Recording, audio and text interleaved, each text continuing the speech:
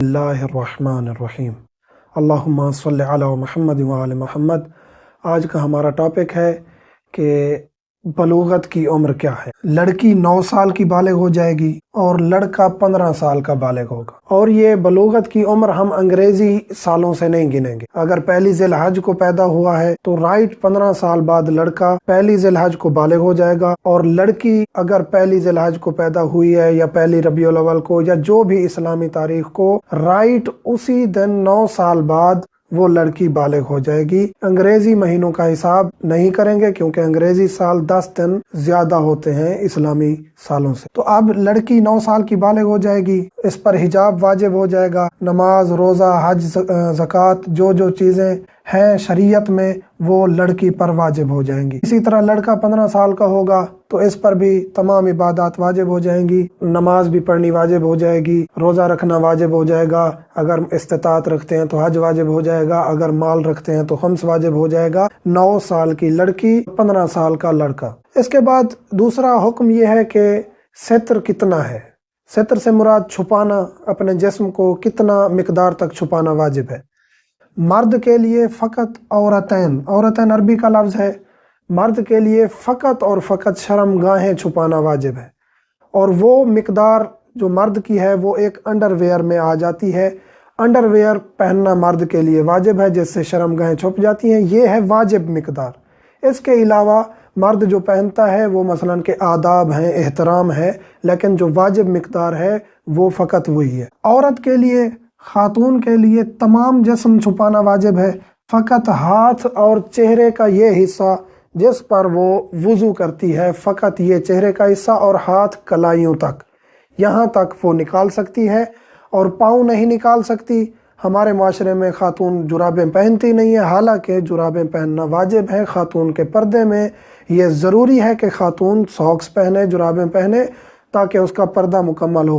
ایک اور چیز جو ہمارے معاشرے میں خصوصاً بر صغیر میں وہ یہ ہے کہ خاتون جو ہے نا وہ تھوڑے سے بال نکال کے رکھتی ہے۔ یہ تقریباً پورے عالم اسلام میں یہ بہت بڑا مسئلہ بنا ہوا ہے خاتون کے حجاب میں، کہ باقی تمام حجاب مکمل ہوتا ہے لیکن تھوڑے سے بال نکالے ہوئے ہوتے ہیں، کہتے ہیں بالوں کا اتنا پردہ نہیں ہے، حالانکہ شریعت میں بہت زیادہ جو تاکید کی گئی ہے وہ بالوں کے پردے کی ہے۔ تو بال چھپانا بھی واجب ہے۔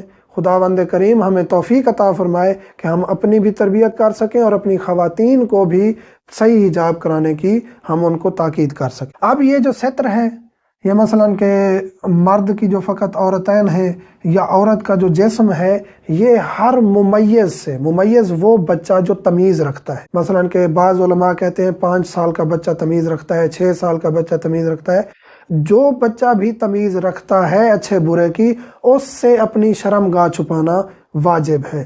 مرد کے لیے جو شرم گاہ معین ہے، خاتون کے لیے جو شرم گاہ معین ہے، یہ اس کے لیے چھپانا واجب ہے۔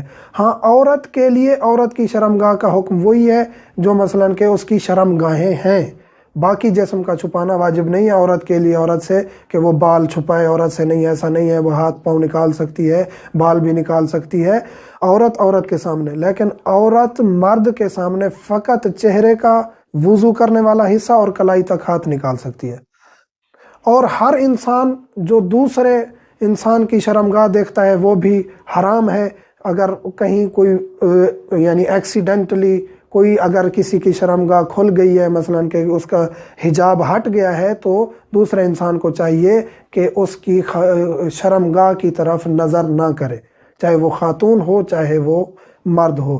تو پہلے تو یہ ہے کہ خود کے لیے چھپانا ضروری ہے، اگر کہیں کسی کو نظر آ بھی جاتا ہے تو وہ اس کی طرف نہیں دیکھے گا، اس کا دیکھنا بھی حرام ہے۔ ایک اور مسئلہ یہاں ذکر کرتا چلوں کہ خواتین جو ہماری عزاداری کے جلوس میں آتی ہیں اور جو مرد حضرات سینہ کو بھی کرتے ہیں یا زنجیر زنی کرتے ہیں، تو آیا مردوں کو اپنا جسم چھپانا ضروری ہے؟ نہیں، مردوں کو اپنا جسم چھپانا ضروری نہیں ہے، مرد اپنا قمیص اتار کر عزاداری کر سکتے ہیں۔ خاتون کے لیے واجب ہے کہ وہ مرد کے جسم کو نہ دیکھے۔ مرد کے جسم کی طرف دیکھنا خاتون کے لیے حرام ہے۔